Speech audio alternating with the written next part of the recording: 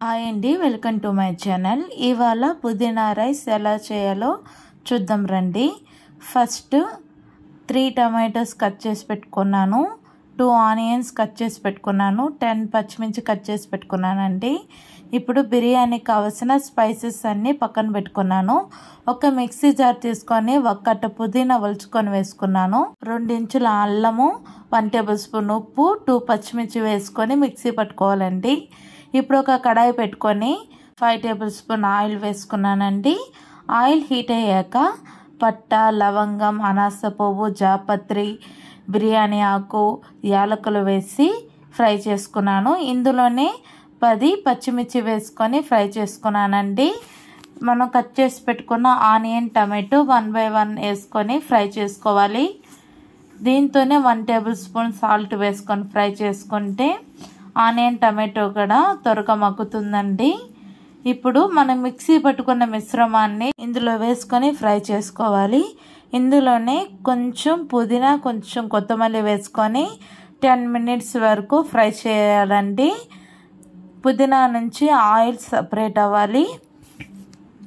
ఇందులోనే మీకు కావాలంటే పొటాటో వేసుకొని కూడా ఫ్రై చేసుకోవచ్చు. నేను వేసుకున్నానండి. పొటాటో వేసుకున్న తర్వాత 1 టేబుల్ స్పూన్ సాల్ట్ వేసుకుంటే పొటాటోకి ఉప్పు బాగా పడుతుందండి.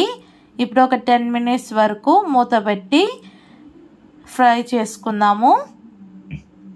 అప్పుడప్పుడు మూత ఎత్తి కలబెడుతూ ఉండాలండి, లేదంటే అడుగు కట్టే అవకాశం ఉంటుంది.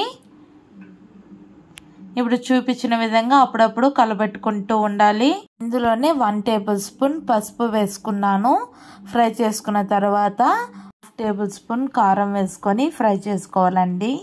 1/2 kg బియ్యాన్ని కడిగి పక్కన పెట్టుకొని ఇందులోనే ఫస్ట్ బియ్యం యాడ్ చేసుకొని 2 minutes ఫ్రై చేసుకున్న తర్వాత 1 గ్లాస్కు 2 గ్లాస్ వాటర్ వేసుకొని ఒకసారి కలుపుకోవాలండి. ఇందులోనే మనం ఉప్పు, కారం అడ్జస్ట్మెంట్ చేసుకోవచ్చు. ఇప్పుడు